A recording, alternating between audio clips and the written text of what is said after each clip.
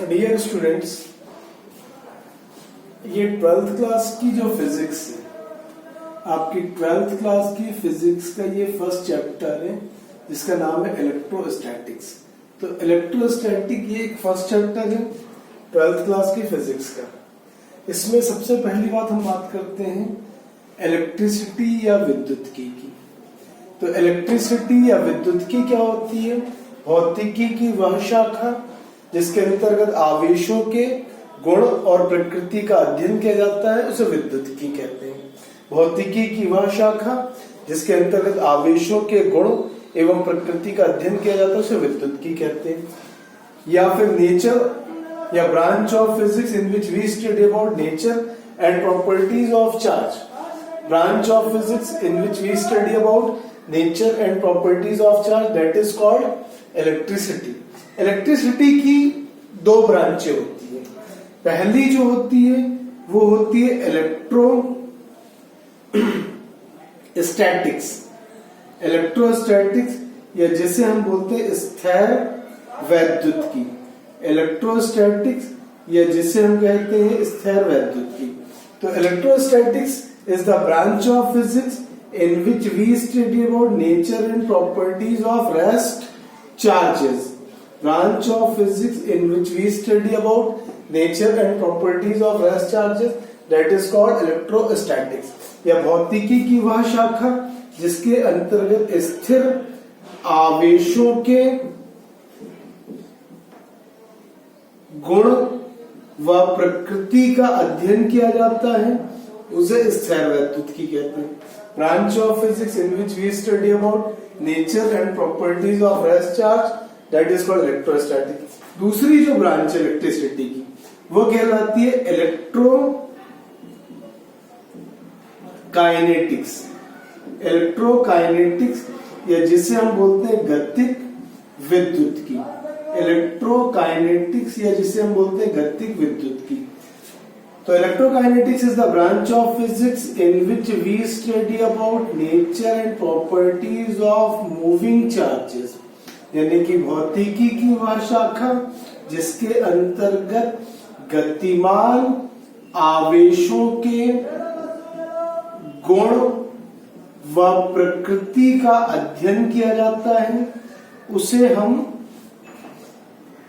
गतिक विद्युतिकी कहते हैं। तो विद्युतिकी की दो शाखाएं होती, स्थिर वैद्युतिकी और दूसरा गतिक विद्युतिकी, इलेक्ट्रोस्टैटिक्स और इलेक्ट्रोकाइनेटिक्स। इलेक्ट्रोस्टैटिक्स में रेस्ट चार्ज या स्थिर आवेशों के बारे में पढ़ा जाता है। इलेक्ट्रोकाइनेटिक्स में मूविंग चार्ज या फिर गतिमान आवेशों के बारे में पढ़ा जाता है। अब हम बात कर रहे हैं कि kinds of charge. Kinds of charge, kinds of charge या फिर आवेशों के प्रकार। आवेशों के प्रकार, काइंड्स ऑफ चार्ज, आवेशों के प्रकार। तो आवेश बेसिकली दो तरह के होते हैं। पहला जो होता है वो होता है पॉजिटिव चार्ज, यानी कि धनावेश।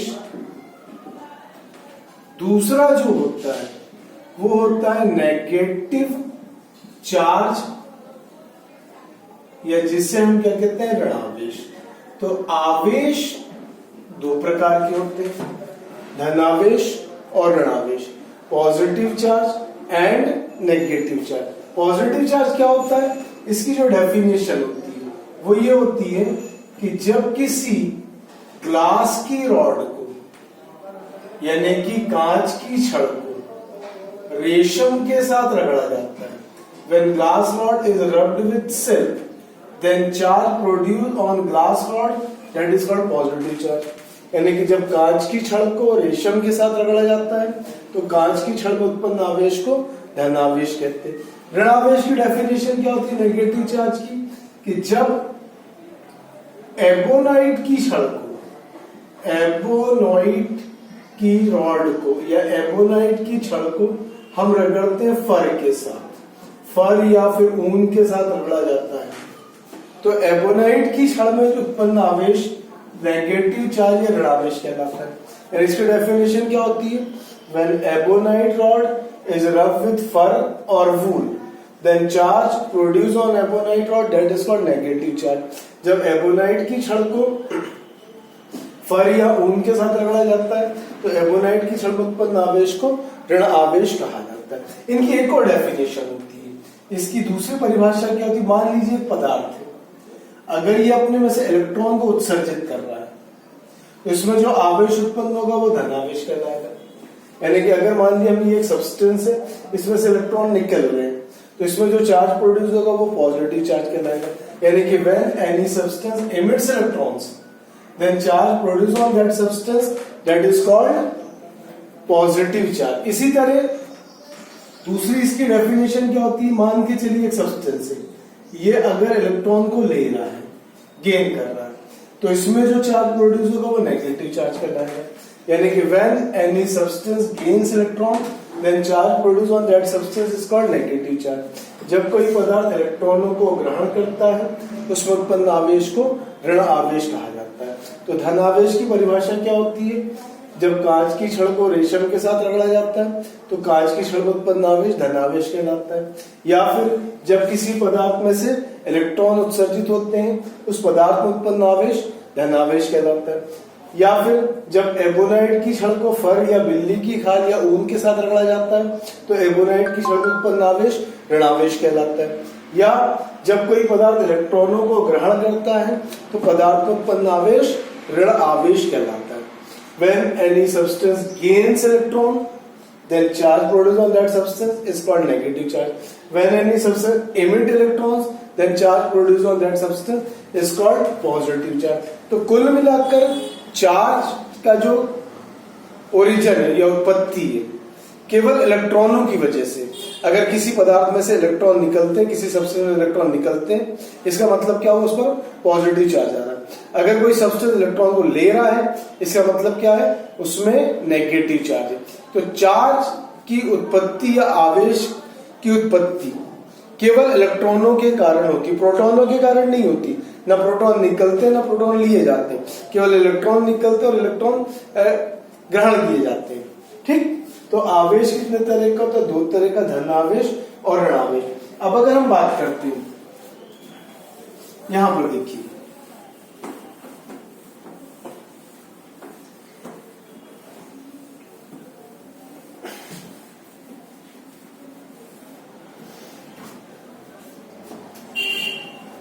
सबसे पहले हम बात करें चार्ज एंड इट्स प्रॉपर्टीज, आवेश एवं आवेशों के गुण। ठीक, तो आवेश एवं आवेशों के गुणों की अगर बात करें तो सबसे पहले आवेश, मान के चलिए एक चालक पदार्थ है, चालक है, चालक समझते, कंडक्टर, कंडक्टर यानी ऐसे सब्सटेंस जिनमें से करंट आसानी से पास होता है उन्हें हम कंडक्टर कहते हैं। ऐसे पदार्थ जिनमें से विद्युत धारा आसानी से प्रवाहित होती है उन्हें हम चालक कहते हैं। ये मान के चलिए कंडक्टर में से आई करंट पास हो रहा है टी टाइम तक, चालक में आई धारा टी समय तक प्रवाहित हो रही है, तब उस स्थिति में जो आवेश होगा, आवेश वो हो जाएगा चालक में बहने वाली धारा और समय का गुणनफल। यानी कि चार्ज की जो वैल्यू होगी, चार्ज की जो वैल्यू होगी वो होगी करंट और टाइम का प्रोडक्ट। यानी कि when current flows in any substance then the product of current and time is called charge। जब किसी चालक में धारा प्रवाहित होती है तो धारा और समय के गुणनफल को आवेश कहा जाता है। अच्छा, चार्ज को डिनोट कैसे करते हैं? Q से। करंट को कैसे प्रदर्शित किया जाता है? I से डिनोट किया जाता है, टाइम को T से। तो ये एक चार्ज का फॉर्मूला बन जाता है, Q is equal to I T. अब यहां पर अगर हम देखें करंट को क्या में नापा जाता है? यूनिट क्या होता है करंट का? एम्पियर होता है। टाइम का क्या होता है? सेकंड होता है। ठीक, धारा का मात्रक क्या होता है? एम्पियर। समय का क्या होता है? सेकंड। यहां पर अगर हम बात करें करंट एम्पियर इंटू सेकंड, तो आवेश का जो मात्रक है, आवेश का जो मात्रक है वो एक विशेष मात्रक या स्पेशल यूनिट बन जाता है। वो क्या बन जाता है? कूलम। जिस तरह फोर्स का न्यूटन होता है, वर्क का जूल होता है, ठीक उसी तरह चार्ज या आवेश का यूनिट या मात्रक एसआई सिस्टम में कूलम होता है। अगर हम इसका डायमेंशनल फॉर्मूला वीबी सूत्र देखें तो सबसे पहले इस फॉर्मूले से ही निकलता है। आई क्या है? करंट। करंट का डायमेंशनल फॉर्मूला विमी सूत्र क्या होता है? ए। फिर टी, टाइम का क्या होता है? टी। तो इसका विमी सूत्र क्या होता है? एटी। यूनिट क्या होता है? कूलम। अब अगर हम प्रॉपर्टीज ऑफ चार्ज की बात करें, properties of charge, properties of charge, या हम बात कर रहे हैं आवेशों के गुण। तो आवेशों के गुण आप देख लीजिए। सबसे पहला, charge is a scalar quantity. आवेश एक अदिश राशि होती है, मतलब इसके कैलकुलेशन या इसकी गणना सिंपल अलजेब्रा या साधारण बीजगणित के द्वारा की जाती है। दूसरी बात हम बात कर रहे हैं चार्ज का यूनिट या मात्रक। चार्ज का यूनिट या मात्रक एसआई सिस्टम में कूलाम होता है, ये मैं पहले भी आपको बता चुका हूं। तीसरी बात क्या होती है? चार्ज का डायमेंशनल फॉर्मूला यानी कि विमीय सूत्र, आवेश का विमीय सूत्र एटी होता है। चार्ज एक स्केलर क्वांटिटी, अदिश राशि, आवेश का मात्रक कूलाम होता है, चार्ज का डायमेंशनल फॉर्मूला एटी होता है। फिर तीसरी या चौथी बात जो है वो हम बात कर रहे हैं लाइक चार्ज। लाइक चार्ज एक दूसरे को रिपेल करते हैं, यानी कि सजातीय आवेश। सजातीय आवेश हमेशा एक दूसरे को प्रतिकर्षित करते हैं। सजातीय आवेश हमेशा एक दूसरे को प्रतिकर्षित करते हैं। इसका मतलब क्या हुआ कि ये मान लीजिए दो पॉजिटिव चार्ज धन आवेश है, तो ये क्या करेंगे? एक दूसरे को प्रतिकर्षित करेंगे। ये दो नेगेटिव चार्ज है, तो ये ऋणावेश है, तो ये भी क्या करेंगे? एक दूसरे को प्रतिकर्षित करेंगे। तो like charge repel each other. पांचवा जो पॉइंट है वो है unlike charge. Unlike charge are attract each other, यानी कि विजातीय आवेश, विजातीय आवेश हमेशा एक दूसरे को आकर्षित करते। अनलाइक चार्ज अट्रैक्टिव चार्ज, इसका मतलब क्या हो गया कि पॉजिटिव चार्ज और नेगेटिव चार्ज, धन आवेश और ऋण आवेश, ये एक दूसरे को आकर्षित करेंगे। धनावेश धनावेश प्रतिकर्षित करेंगे, ऋणावेश ऋणावेश प्रतिकर्षित करेंगे, लेकिन धनावेश और ऋणावेश एक दूसरे को आकर्षित करेंगे। अगला जो पॉइंट है, when any substance gain positive charge, यानी जब किसी पदार्थ में, जब कोई पदार्थ में धनावेश उत्पन्न होता है, धनावेश उत्पन्न होता है, तो उस पदार्थ का द्रव्यमान यानी उस सब्सटेंस का मास जो होता है वो कम हो जाता है। When any substance gain positive charge, then its mass is decreases. क्यों डिक्रीज होता है? मैंने आपको बताया कि पॉजिटिव चार्ज कब प्रोड्यूस होता है? जब उसमें से इलेक्ट्रॉन निकलते हैं।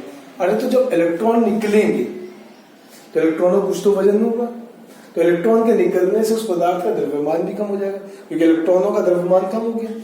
इसी तरह जब कोई पदार्थ गेन नेगेटिव चार्ज, जब कोई पदार्थ ऋणावेश को ग्रहण करता है, जब किसी पदार्थ में ऋणावेश उत्पन्न होता है, ऋणावेश उत्पन्न होता है, तब उसका जो द्रव्यमान है वो क्या होगा? मास बढ़ जाएगा। क्यों बढ़ जाएगा? क्योंकि मैंने बताया कि जब कोई पदार्थ इलेक्ट्रॉनों को लेता है तो उस पर ऋणावेश उत्पन्न होता है, तो इलेक्ट्रॉनों के आने से द्रव्यमान बढ़ जाएगा, इलेक्ट्रॉनों के जाने से द्रव्यमान कम हो जाएगा। इसका मतलब क्या है कि अगर पॉजिटिव चार्ज प्रोड्यूस हो रहा है तो मास कम होगा, नेगेटिव चार्ज प्रोड्यूस हो रहा है तो मास इंक्रीज होगा। तो ये तो सारी की सारी प्रॉपर्टीज है चार्ज की। पहली प्रॉपर्टी क्या है? Charge is a scalar quantity. Unit of charge in SI system coulomb. Dimensional formula of charge is 80। Like charges positive positive and negative negative repel each other. Unlike charges positive and negative attract each other.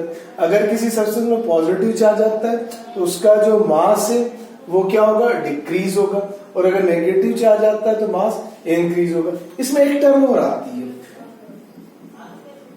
वो आती है term induced electricity.